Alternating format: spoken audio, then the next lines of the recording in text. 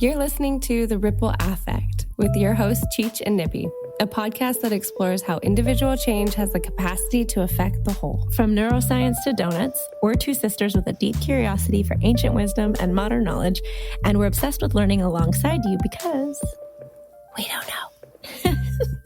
Let's dive in. Hi, Isa here. This week on the pod, we are sharing some of our favorite Sofa series interview segments of 2023, the birth year of our podcast. This episode is a compilation on change from 3 different and great minds. Well, 5 if you include Kiara and I. Going into this new year and reflecting on this project, it's easy for me to feel into what it has done for me. It's allowed me to share my most authentic self, work through serious fear of judgment and not enoughness, as well as surrender and trust in a whole new way. It has literally been my gardener, giving me nutrients, pruning, care, support, and gently watering change into my life. I have had many ahas and mm-hms throughout this podcast journey, and Kiara and I trust it has and will continue to do the same for you. Here's to learning deeper, growing together, and creating change from the inside out. Love you all. Happy New Year. Without further ado, a compilation. It's easier to act yourself into a new way of thinking than it is to think yourself into a new way of acting. Right? That if you want something to be different, if you want something to change, do something different. It's a lot easier to change the thinking if you have a new action than it is to try and think your way into a new way of acting. This is a bidirectional relationship between your brain and your body, and that's really hard to sort of grasp, right? That it's easy to think about your brain determines what happens in your body, right? We tend to think of that as a unidirectional flow of information, right? From the brain to the movement or to the body. And the truth is that the body gives the brain feedback. So here's my example. Have you ever done hot yoga? Yes. Okay. So do you know you never have to open your mouth when you breathe? Have you? Wait, You can do what? an entire 90-minute hot yoga class only breathing through your nose. That would be very challenging. It is. But here's the thing. When you open your mouth and start sucking in air, right? Because you think that you are doing all these hard physical activities and your heart is pounding, right? And you're thinking, oh, I'm short of breath. I need to. Basically, what you're doing when you start breathing through your mouth like that is you're allowing your sympathetic nervous system to take over. And your sympathetic nervous system says, oh my God, we need more air, right? And so the increased respiration, right? And that's sending feedback to your brain that you're not getting enough air. And that's why breath work is so amazing. That's why breath work is so amazing. If you can force yourself to keep your mouth closed, right? Keep breathing through your nose, right? Smooth breathing is smooth yoga. At that point, you can keep your sympathetic nervous system. That's your fight or flight stuff, right? If you can keep that offline, right? You get sort of that benefit of exercise without the tension, without that sort of fear-based reaction. How do you do that? Well, you keep your mouth shut. That's an action. By forcing yourself to keep breathing through your nose, you tell your brain, yeah, no, we got this. We're fine. There's no panic. Gosh, we are such complex, amazing, interesting species. And that leads me to think about like consciousness, you know? Yeah. That is like, what is it? Because we can't agree. It's, you know, the definition of it, you know, if you look it up, is being awake. Right? But like, yeah. But that's pretty weak. Yeah. Yeah. So from your perspective, what are your thoughts and feelings on consciousness? That's a good question. So I don't know, I guess consciousness has to do with I don't know, because like, I mean, okay, what about when you're sleeping? That's my first question. What about when you're sleeping? If the definition is being awake, consciousness is being awake, then what's happening when you're sleeping? Because that's happening. Right? What is that like, then? And if you're asleep and I walk into your room and I say, Isa, you'll wake up. So you can't be unconscious because you are still monitoring the environment. Okay, so what do I think consciousness is? I know that consciousness is related to language and communication in some way. And I think that there are different kinds of consciousness. I think that my dog was clearly conscious. Like you would never think that, oh, your dog is not conscious because he's sort of aware and responding to stimuli. So, but I don't think his consciousness was quite like mine. I think it was a little different. And I think that difference has to do with language. I think animals have varying kinds of consciousness. I guess maybe, I mean, if I had to say levels or steps, because I don't think, and I think as humans, we're really arrogant and we think that we're at the top level, and I think we're wrong. I don't think we are. I would agree with that statement. I think varying degrees of consciousness happens in animals and in humans within species. I think there's Yeah. varying degrees of consciousness, but where do you make the distinction between perception and consciousness? How do you Mm. relate those two? I think that perception at its maybe most fundamental is sort of the ability to identify stimuli in your external environment, right? So perception becomes a tool to feed consciousness about what's happening in the exterior environment. Yes, I agree. And then you have that. We also are amazing because we have the ability to pull our perspectives back and make up the story that we want to believe around what is happening.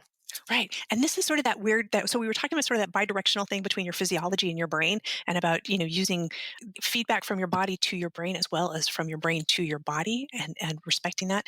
And I think that's the other thing too. Mike Gazaniga, he's at UCSB now, has done a lot of work around what he calls the interpreter. And the Mm, interpreter is closely related to the language generative portion of your brain, and that it makes up the stories. It runs the narrative of your day. It runs the narrative of your life. You know that part of your brain that says, "Oh my God, oh shoot, I forgot to write down birdseed. I gotta get birdseed. This is really important." What is that? What makes my brain do that? Right? yeah, and the fact that if you can hear that, then you're not that. If you hear that voice saying that, someone's listening to that. So you're that thing behind that thing. Right. I am both things. How can that Mhm. be? Right? The fact Right. that we exist sort of in both of those formats. I actually really do have to get birdseed, by the way. Write I'm it gonna write down. that down. Birdseed. I know, isn't that crazy? So you have like this weird little narrative mechanism, and Gazaniga calls it the interpreter. And it's generative, but it's also receptive. It's the part of your brain that makes up the stories and the reasoning and the rationale for why we do the things that we do. It helps drive that sort of understanding of our emotional state, right? Mhm. And I think that's one of those things that distinguishes our consciousness from that of what we call lower, and here's my air quotes again, lower animals. Um, but that being said, I do think, okay, and this is pretty far out there, and I might get fired for admitting to this, but I think plants have some sort of consciousness as well. Oh, I yeah. right? Like I don't think Yeah, that they're not receptive to perceptual changes, to changes in their environment. They are. They clearly are. So there's they some are. form of consciousness there. You know, I don't think it ends with us. I think there are other forms of consciousness beyond ours as well. Spectrum. I would agree. And I think that our willingness to open that up and then to try and bridge that gap of science to spirituality, consciousness, I think is the perfect entry point. Do you distinguish between the brain and the mind? Yes. How do you draw that line? The brain is a structure.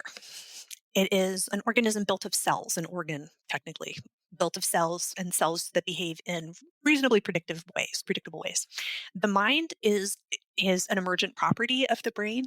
And I don't know, this is the $50 million question, right? What is the relationship between the brain and the mind? And how do we connect that? Because we know that we have cells and we have thresholds of excitation and we have action potentials, and neurons talk to each other and they build relationships, and that's LTP. How does that make a mind? No clue. So we There's a gap. There's a gap. a huge gap. There's this huge gap that we don't know how these patterns of cortical activity produce consciousness. We know that we're consciousness. We know that consciousness has different forms, but we still don't know how the brain produces the mind. I do know that the mind is a product of the brain. Do That you know that? I believe that. I don't think that you can have a mind in the way that we understand a mind without a brain. I'm not saying that there isn't anything like a soul or some sort of eternal or infinite energy in there Hmm. that we think of as sort of the person. That may be in there as well. But I do think that you can't have a mind the way that we understand minds without having a brain. Right. But you can have a brain without a mind. Absolutely. And Yeah. that's a powerful point Yeah. that the mind really is so much of how we experience one another. Right. And that's, I mean, that mind is intimately related to our consciousness. And the distinction between consciousness and the mind? Well, that's a good question. I'm not sure that there is one. That's where I think that it might be more fuzzy, Hmm. that most things that happen in the mind are related to consciousness. Hmm. Hmm. Fascinating, right? Oh, you know me, questions with no answers. Those are my I like favorites. him. I like him. I like him. Those are the best kinds because then you can just keep the door open and just let whatever's going to come in keep coming in, right? It's like, Yeah. And it's opportunities to learn and be curious, So what is something that you know or feel about change that you think could benefit others? It takes courage. And if you don't have any, you can borrow some. What are your suggestions for borrowing courage? Find someone who believes in you and what you're about to change. Even if you don't think you can do it, if you find someone who does, then you can do it. Mm, You just believe what they believe.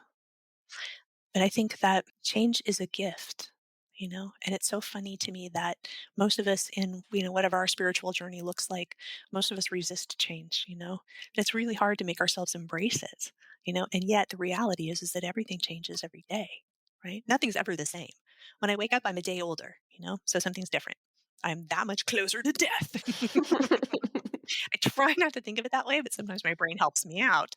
Um, but the idea that anything is static is an illusion anyway. So why not tell yourself the truth? And that even if it's fearful, then you find those things that anchor you, that Mhm, tell you that no matter what happens, you'll be okay. mhm.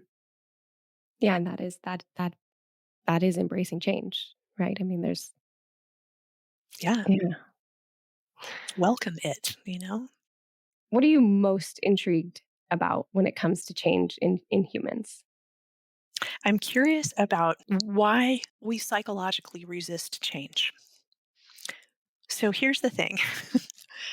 I see this as particularly problematic. So many of us are resistant to change. We don't want to do anything different. Even though when the thing that we're doing isn't necessarily working for us, we're still afraid of change and we perceive change as negative. And we see, that a lot of us see that whatever is sort of currently happening for us, even if it's bad, it's better than the unknown, right? And what I find really intriguing about that is that the human body is designed as a change system. Your sensory systems are change detectors. Their whole purpose is to detect change in the environment. For example, I mean, imagine the first time you started wearing your ring, right? And you noticed it and you could feel it and you were aware of it for a while. And then after probably a couple hours, you stopped noticing it, right? And every so often your attention would go back to it. Oh, yeah, is it still there? Until eventually you stop being aware of it almost entirely because literally the receptors in your skin begin to adapt to the presence of that object. It's like, well, this isn't anything new, so we can stop sending signals to the brain. Same thing is true with your eyes, right? Same thing is true with your nose. When you go into like the monkey house at the zoo and you're like, it smells so bad. I'm probably going to die. And then after a little while, you're like, what smell?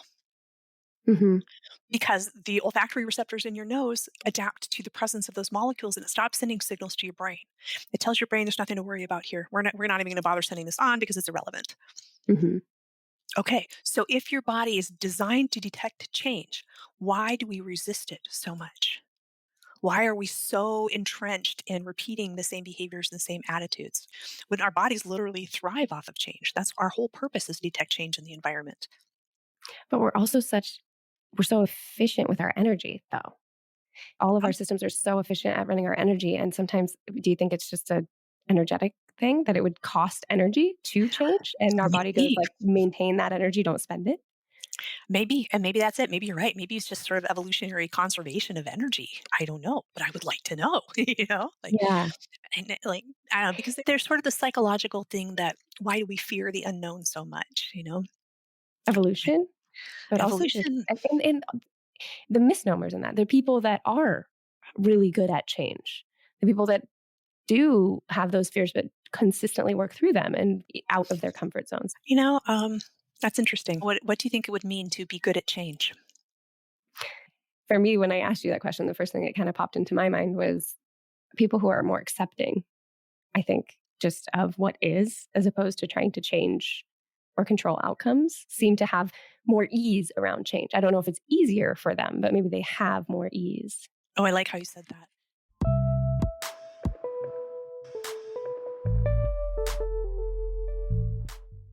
Let me begin at the foundation. Today we all understand that everything is energy. And if we look at any energy field, we understand that it's a cybernetic mechanism that is taking in its experience and then feeding back self-correcting.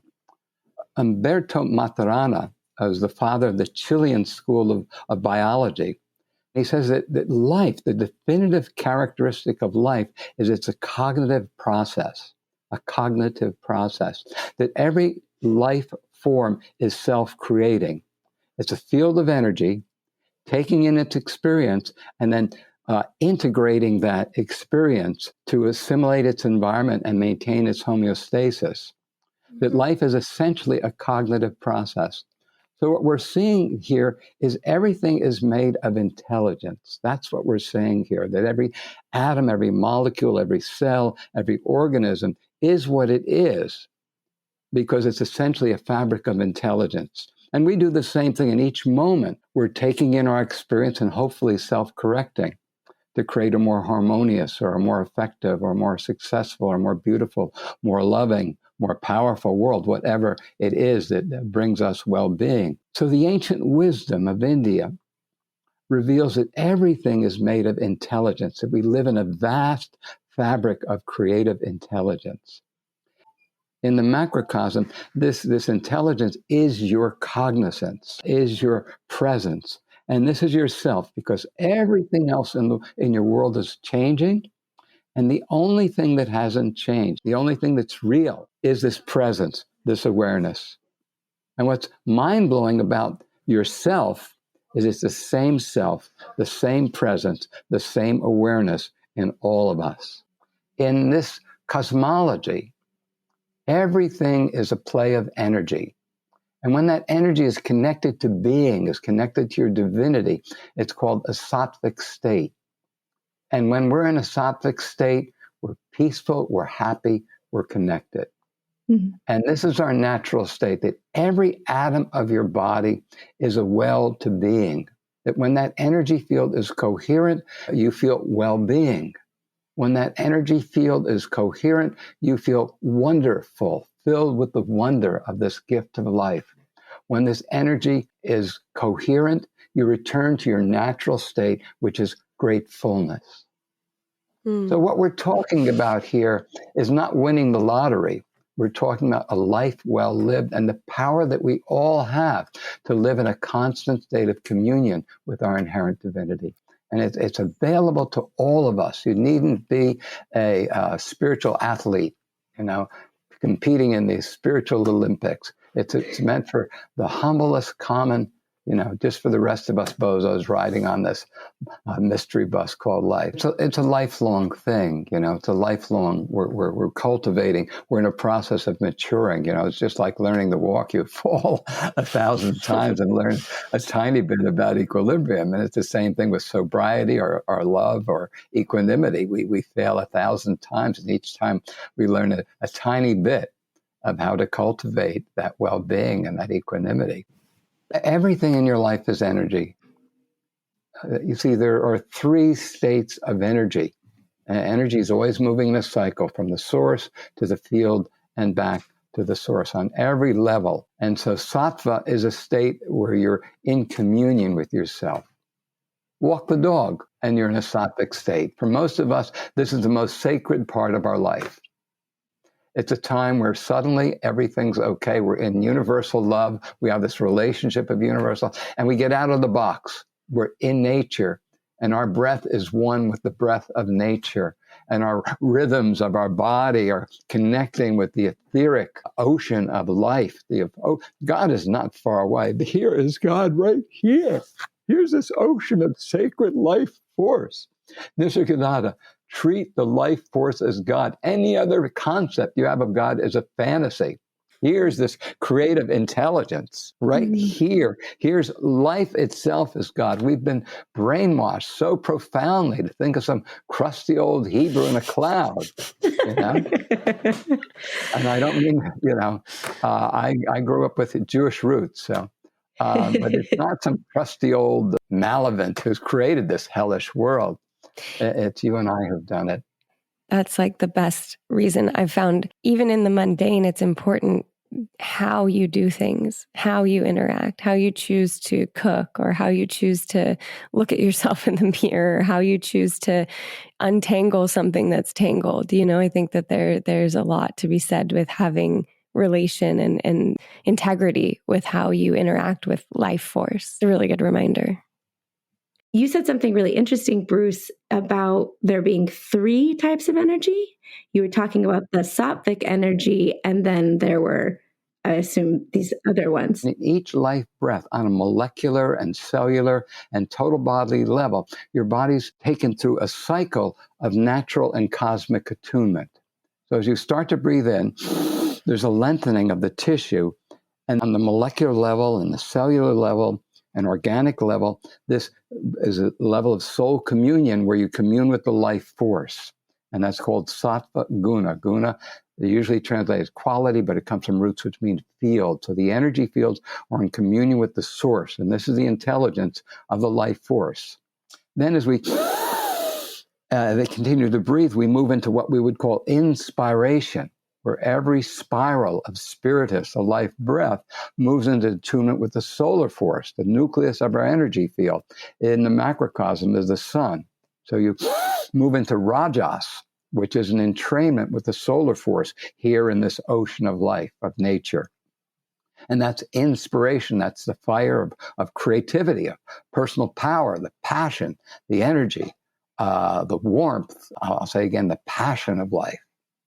And then the field drops down into a lunar attunement. So in every moment, we're brought through a cycle of natural and cosmic attunement with the breath of sattva, the source of equilibrium, the life field, rajas, creative intelligence, personal power, the passion, the fire, the warmth, the joy, the ecstasy of creativity, and then tamas, the crystallization of that into wisdom and knowledge and form.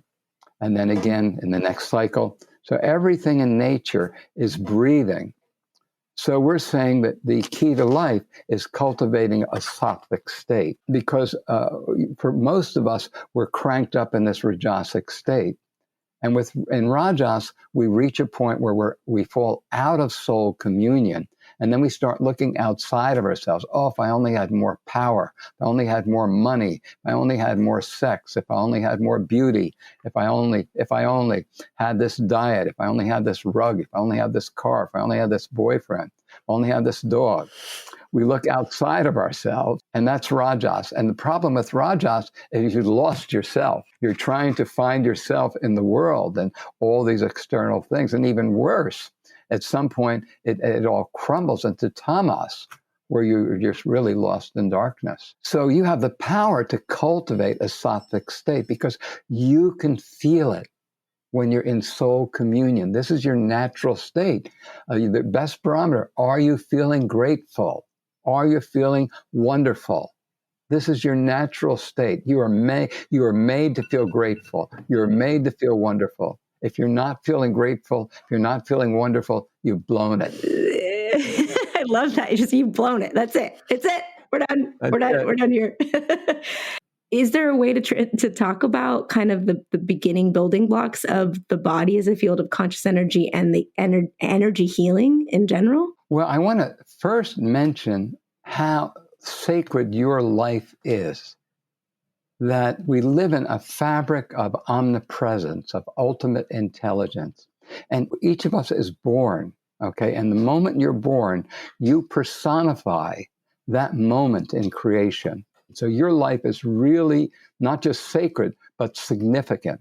And your journey is a journey of how present you can. So each of us represents the pathos of life, the incredible vulnerability and tenderness and beauty of sentience, of being alive. You know, all of the human drama is an offering to this incredible gift that it is to be alive. It's so amazing to be in a body, to love, to cry, to hurt, to play, to grow, to mess up. It's all ecstatic. Okay. Your dharma is to be you. Your place in creation is to find the safety, to be the tender and delicate and loving person that you are. Do you realize the courage it takes to love in our defense, in our dysfunctional families? Yeah. So what I'm saying here is that your sentience is significant, and you have a profound job in creation to be present in your experience. But there are moments that overwhelm us, in the maturation process, where we're unable to be present, and the body, literally the tissue, cringes and contracts, and we call that trauma. So life is filled with potential trauma, things that overwhelm our capacity to be present for them. And so the body shuts down. Now, the most beautiful thing about healing trauma is you never really have to re-experience the trauma. You only have to experience it. It's safe to be present in your body. Mm. I wanted to just point out how our madness and our pain is a gift. Because if I have any level of realization now, it's because of the pain I was in.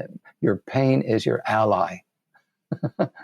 You know, we all have the carrot of liberation or the carrot of enlightenment, but we also have the stick of our pain.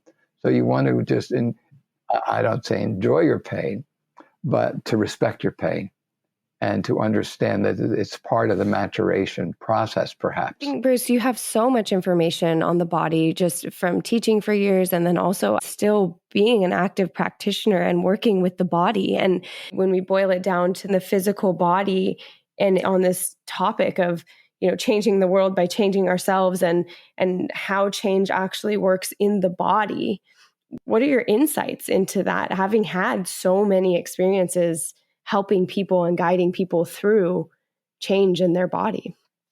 Well, you know, the primary work I do is that rescuing the inner child, okay, where we're guided by higher intelligence to a time in their life where their ego structure was overwhelmed.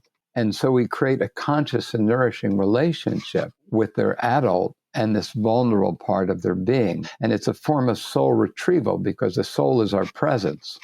And for most of us, we have parts of our presence invested in unconsciously dealing with the past or in suppressing the past in some way. So by reframing or renegotiating our subconscious, we're able to take the most vulnerable part of our being and enter into conscious and nurturing relationship with this aspect of our psyche. And it's very accessible. And how do you see that actually changing people's physiology? So when we're threatened by something, okay, let's say you crash the car, you break up with your boyfriend, you lose a job, the mind, our natural state, okay, is peace. It's called an etheric state. Ether is unobstructed motion. There's our natural state. We're one with everything. You're out there walking the dog, nothing wrong with the world. Phone rings, the bank calls, you're overdrawn. Suddenly, the mind, it goes from ether to air, which is the mind obsesses on this, looking for some way, fire, personal power to create water, security, and let go earth. Okay? Do you hear this cycle of creative intelligence moving from pure ether, freedom, to air, problem solving, fire, personal power, water, safety, earth, resolution? Okay? So the problem is when you lose that boyfriend or lose that job or whatever threatens the ego, we obsess on it for hours, days, weeks, months, years. And when we obsess, it's not just mental. We're sending a myriad of mental and emotional impulses into the nervous system, into fight or flight, so that we wake up in the night jerking from the impulses. We're having breakfast and our muscles are literally from the sympathetic activation. So this we call body armoring.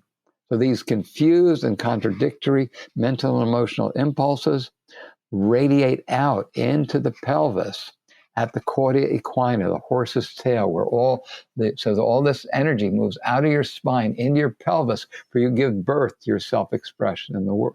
And the caudate, that's really interesting. It's if people don't know, it's the very base of your spine, and they call it the cauda equina because it looks like a horse's tail. It's where all the nerve endings come out, and it literally looks like a tail that you have, but it's encased into your spine, and it is at the very base. And then that all radiates out into your pelvis, so you can give birth to your self-expression through your thighs, walk your talk in the world. All illness is an issue in personal power. What does it take to be safe, to express your needs, to be able to talk honestly? Dr. Stone had developed these tremendous techniques, simple, easy, safe, for releasing the sympathetic activation, for releasing this body armoring from the nervous system. That's what I do in every one of those sessions. That's why it's so profound. There's a shift into a sattvic parasympathetic state, because we release your chronic anxiety with these simple, easy to learn techniques. And it's amazing to me that there are these points on your body that you can hold that will do that, because I think of, the parasympathetic and the sympathetic nervous system are part of our central nervous system, right? They're branches, and they control different areas of our body, that they get activated in different ways. And that's something that just naturally happens as an organism. We'll do that. Our mind, the brain is very smart, and the nervous system is very smart, and it will do what it needs to do. It's constantly, like you said, taking in that information from the outside world, adjusting our inside world to have homeostasis constantly. And so to know that the physical form of the body has certain points on it that you can press and hold and manipulate that can affect those systems that are deep within our brain and spinal cord is something that I wasn't privy to previously to working with you. And I think that I don't know that very many people are. And the value of that, and the experience that we have the power to, through just loving presence and touch, to shift somebody's entire system, is a really powerful point. In the 1950s and 60s, there was a revolution in psychology by Dr. Eugene Gendlin, who's the father of somatic psychology. He was awarded, he was like made president of the American Humanistic Psychology Association. And he was lauded as the most important American philosopher of the 20th century. That what Freud did for pansexuality or the subconscious, he did for somatics. He showed that trauma was much older than the neocortex, the higher brain. That trauma was much older, that we as mammals had been dealing with trauma long before the limbic system and the emotional bonding developed. That trauma was held on a bodily, somatic level, the reptilian level, if you might, okay? That we as mammals have this reptilian way of dealing with trauma. And so you can't address trauma in the neocortex. It doesn't lodge there. You can't address trauma in the emotions, in the limbic system. It doesn't lodge there. It's much more primordial. It's on the cellular somatic level, that the body as a way of knowing and registering and learning on a precognitive, pre-emotional, reptilian level. And we call that level the felt sense. And trauma is we cringe, we shut down, we armor, we block our physical body. And all you need to do to release the trauma is physically experience that it's safe to breathe, safe to be alive, safe to be present. Dr. Gendlin created a system of psychotherapy without psychotherapists called focusing, where you did exactly that. After you were triggered, you took some space and you cultivated creating the safety to be deeply present for what was triggered and your bodily response, what you were feeling in the felt sense. And this helped to process your trauma so that you wouldn't be triggered next time. Perhaps. Somatic psychology is at the basis of a revolution that's going on to understand that the trauma is held on this level of the felt sense, and sensation-based awareness is the key to, because again, it goes back to you personify a moment in creation, and your dharma is to be present in your experience.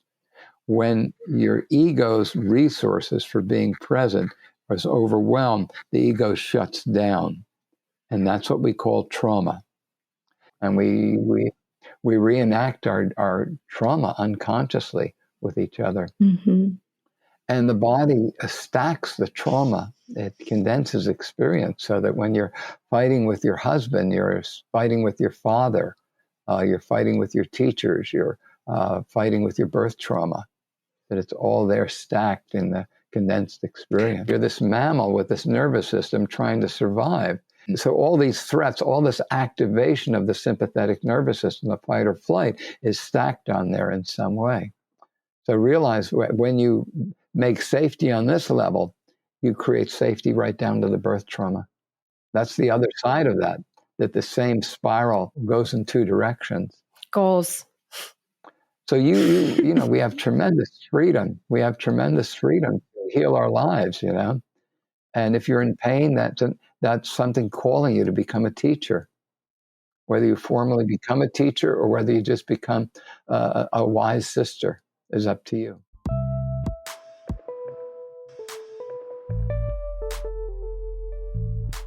At the same time, regardless of any spiritual framework, we have this longing for connection, right? This longing to understand ourselves and our lives and our connection to the all and our feeling of aliveness. And so that desire for ritual is there, even if you don't belong to any kind of religious or spiritual community.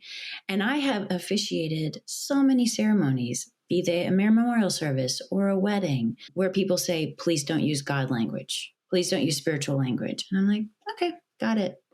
And yet it's still a sacred experience for everyone involved because of the intention, because of the love, because of the ritual. Yeah. Of just this, we're all coming together. We humans, here we are in a circle, and here we are lighting a candle, and here we are having an intentional moment, and here we are all being present with our phones turned off and love in our hearts and a willingness to witness whatever's happening here. I think a lot of ritual is tactile for people because it's a way of, you know, we sort of exist in our heads so much in our culture, in our society, right? And so to put it into, to light the candle, to see that flame, to smell that incense, to have the campfire or the bath or a certain food we might eat or a certain drink we might eat with intention. It's a way of, you know, delighting our senses and reminding our senses, right? Of saying, oh, this is now this. Like when I light a candle for myself, it's like a shortcut for me to connect, right? Because it's telling me, oh, okay, now it's a time to get a little quiet, you know, and listen a little bit. And then also there's certain, you know, places of walking. I consider the act of walking. There's a specific hike in Los Angeles that I love, and I take long walks in Central Park in New York, and then obviously when I'm in the wilderness or anywhere really, just taking a long walk too is a ritual for me. And again, it's getting me into my body. It's getting me out of my head. That is such a good point of like the simplicity of it can be anything. You naming it a ritual makes it so. You naming it a ceremony makes it so. And there's ancient ceremonies, and then there's the new ones that you're going to come up with that are tailored to you, that work for you. And I think it's the power of being able to participate with yourself with a certain, like you said, framework of mindset and really body set, right? To set your body up, your emotional body, your spiritual body, your etheric body, your energetic body, right?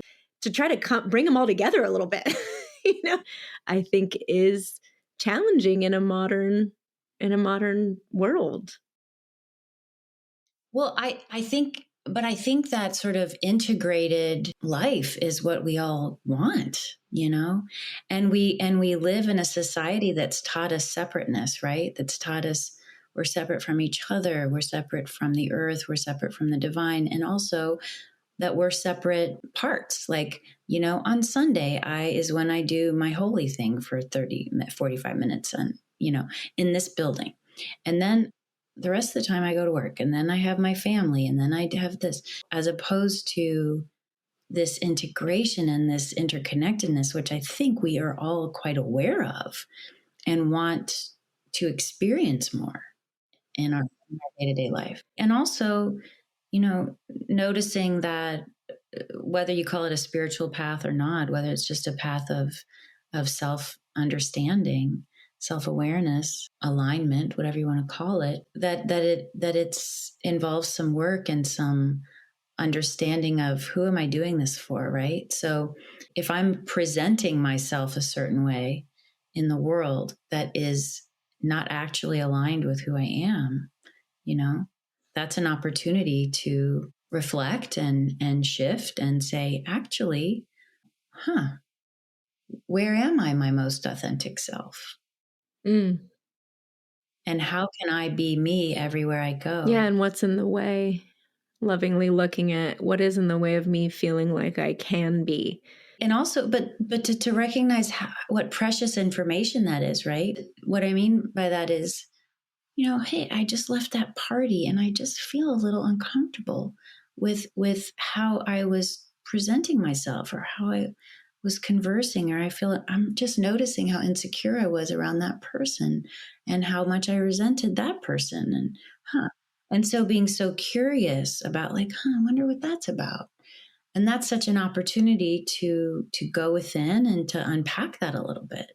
And that can be, oh my gosh, you can find treasure in there. Oh, yeah. And I think some people that comes easier to some people than to others, and it's interesting, this wanting to cultivate that in yourself though, and to realize, oh, this is important. And the more I can sit with this, the better I become at this naming of this sensation or this feeling or this emotion or this memory that comes up. I mean, they say knowledge is power, and it's the darn truth. And it's like self-knowledge is huge power. Yeah. In secular terms, I call myself an inner awareness coach because I work with atheists too. I come at it with no agenda. That's why I call myself a secular chaplain, because chaplain is a minister of presence. And I think we're all called to be chaplains for one another. And if I can, help people to understand where their own guidance is leading them. I put a lot of trust in my own inner compass. And I really do my best to have a loving voice within myself. And I think that's one of the things I help people do, is understand and trust their own inner compass, and also to grow their capacity for self-love and compassion. Because I got to say, if the inside of our minds could be gentle places, the world would be a gentler place also.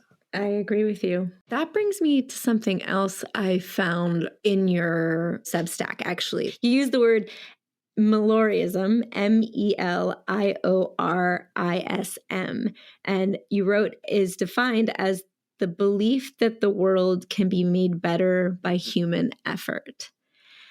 And obviously that struck me, because this is one of the founding beliefs that this podcast is going on. And so when you talked about helping people to have an inner voice that's, kinder and more compassionate, and recognizing that can ripple out and have this bigger effect, I thought that word that I had never heard before was so fitting. That was also a word I had never heard, which is probably why I don't even know how to say it, but I'm going to guess meliorism. And when I was struck by it and I saw the definition, and I thought, oh, yes, that is a belief I have. And I think, to me, the importance of that belief now is, we're coming out of a time where, for centuries, I guess, so many people made that their God's responsibility, right? That the world can be made better if God allows it.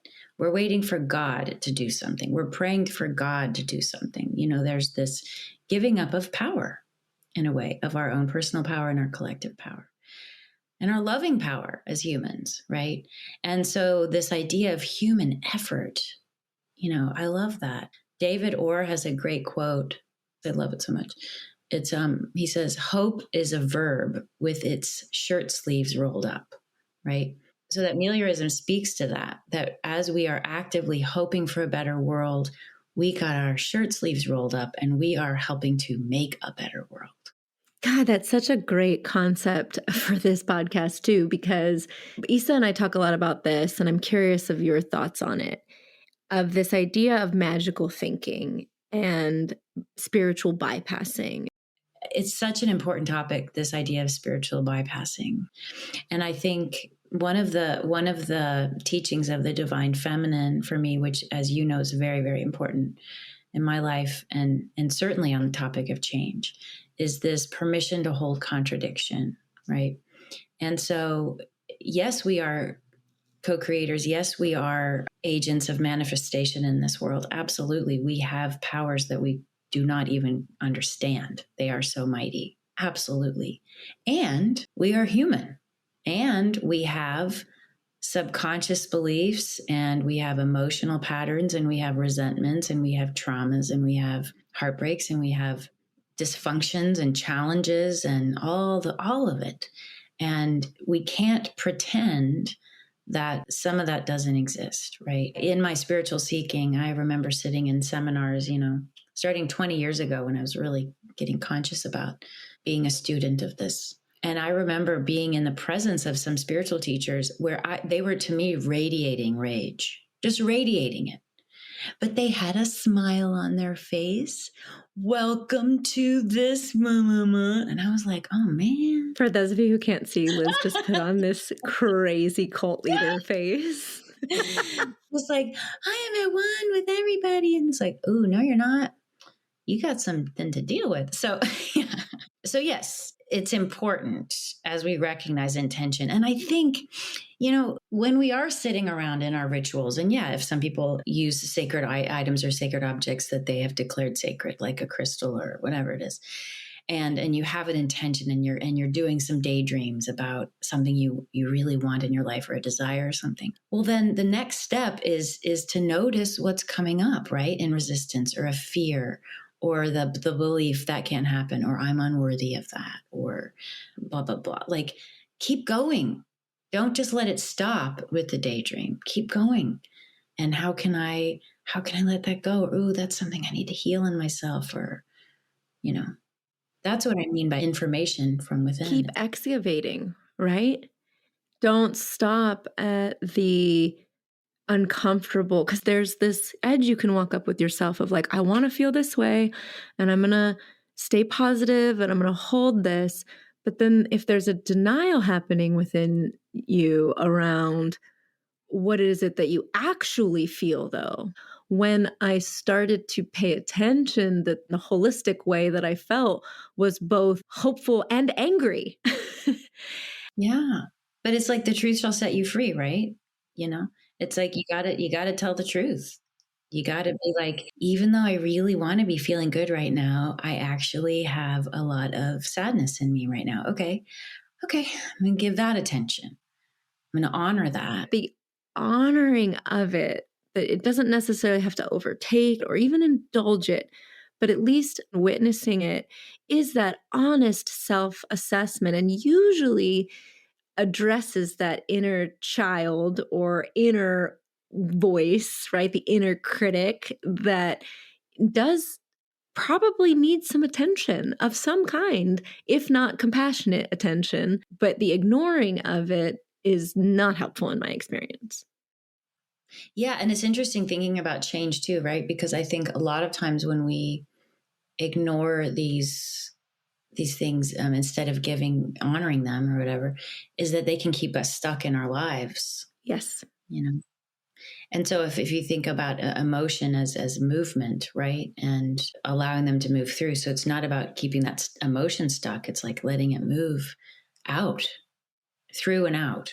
One of my blogs I wrote was called The Art of Listening, because I feel like my listening practice started in acting class, because mainly it's that being in the moment, that, you got to be in the moment. You got to be in the moment. That is just a refrain as an actor, and listening to the audience, right? Really that's basically what I do when I have a session with anyone, is deep listening. That's really what I do. And that seems so simple, but it's not, because it really is a focused attention. And there's something that happens when the opportunity of being deeply listened to is ultimately an opportunity to listen to yourself in a way that can be profound and surprising, right? So I'm also holding space for people, for that other person to listen to themselves. And when you're listening without an agenda, without an urge to interrupt, and to notice also what's my stuff and what's not my stuff, right?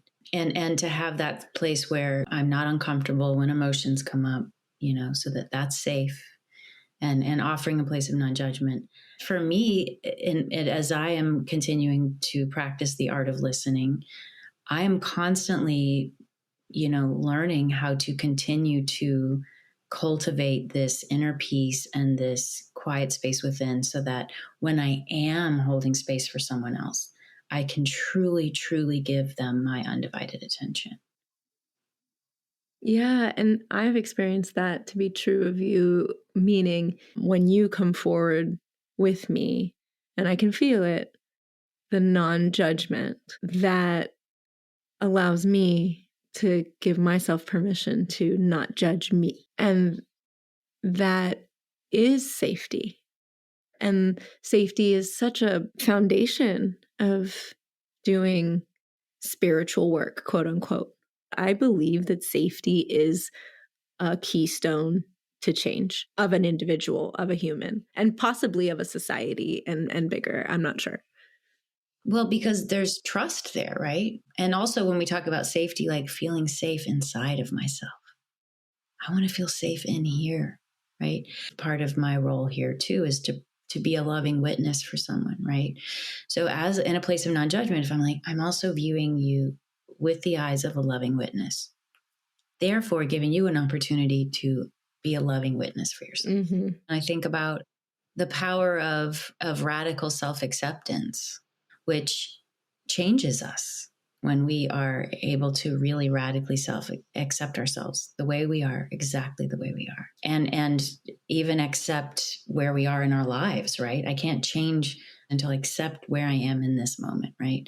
Career or personal life or anything is like, I'm accepting that I'm deeply unhappy in this marriage, and I'm accepting that. That is my truth. And now I can change something.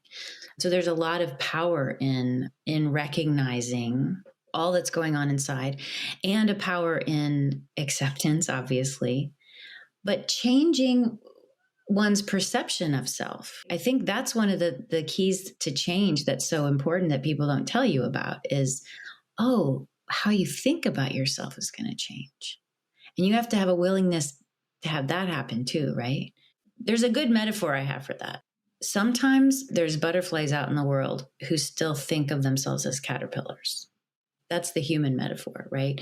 So even though they've changed, even though they're a completely different being than they were before they went into that cocoon, they're still like, oh, look at me, I'm a caterpillar. And it's like the world sees you as a butterfly, but you're still naming yourself and self-identifying as a caterpillar.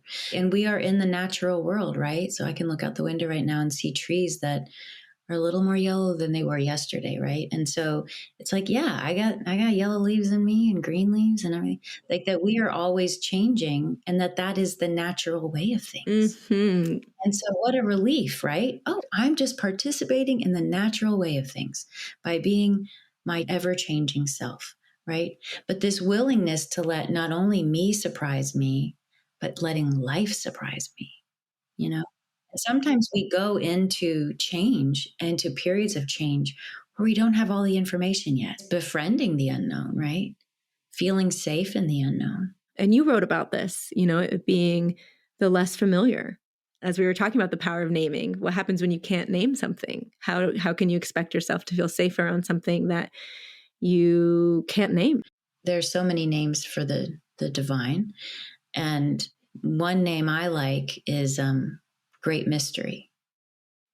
So if I was in a session with someone and then was talking about this unknown, this unknown, this unknown. Now, if I were to say, well, what if we called it the Great Mystery? And if that was part of the universe or the divine or the holy, and that you're part of the Great Mystery and you yourself are a great mystery, that could maybe feel a little, I don't know, maybe a little safer, a little more loving than the unknown. Absolutely. And the reality is we don't know. We don't know what's going to fucking happen. We just don't. I don't even know how my arms work. Like, I don't understand how, right? But it's like, but if the reframe is instead of this unknown where I'm flailing, I'm not, or The reframe could be, I'm held by mystery, actually being held by it. I'm held up by it. I can lean into it. And I don't have to understand it in my little noggin. It's okay. It's safe to not understand in a logical way. It's safe, even if I'm not grasping totally what's going on right now in my life. Yeah, to reassure yourself that you are safe when things are not fully in your control. Yeah. Because that is one of the most compounding falsities, is that we have control. Absolutely. And that's the power of the serenity prayer, right? Help me to understand what I can control, what I can't, and the wisdom to know the difference, right? So yeah, that's a beautiful question too, and a beautiful prayer.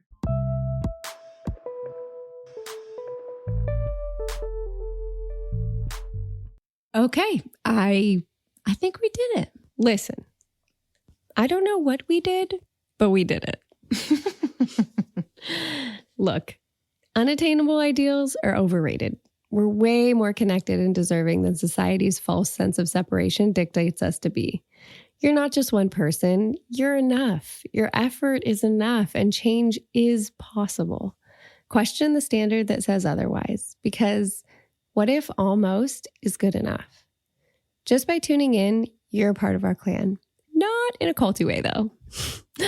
We don't know how far this ripple can go, but we're going to keep showing up. And we'll never get to perfection, but we're all going to be okay if we let the process be the solution and we see the value in the attempt. Thanks for listening to another episode of The Ripple Affect. We're looking forward to exploring a different facet of change with you next Tuesday. Same time, same place, next week. For show notes and additional resources, check out our website at rippleeffectpod.com. That's affect with an A. Kiara has worked diligently to make our website interactive. Please visit it so it wasn't all for nothing. In all seriousness, though, there's a ton of resources there. DM us directly at Ripple Effect Pod on Instagram and let us know what you liked about our show or any of your own ideas. We're really excited to hear from you. We value your feedback because it helps us make the pod better, and it's our way of including you in our process. Okay, so ratings aren't the point of why we do this. We really want to make a change in the world. But in the Matrix, there are algorithms. So yeah, every single review we get helps the ripple go farther. To help us out, please take 2 seconds, find the ratings and review section on whatever platform you're listening from, click 5 stars, wink, wink, and leave a review. We know you're busy, so just saying hello or literally hi as the review helps us hack the Matrix. We sincerely appreciate it. If you want to become officially initiated into our clan, again, not in a culty way, hit the subscribe button wherever you get your podcast. And as always, we're in it with you. Keep questioning. Stay curious. You got this, clan. A special thank you, love, and credit to the magnificent Mia Casasanta for this beautiful music you're listening to right now.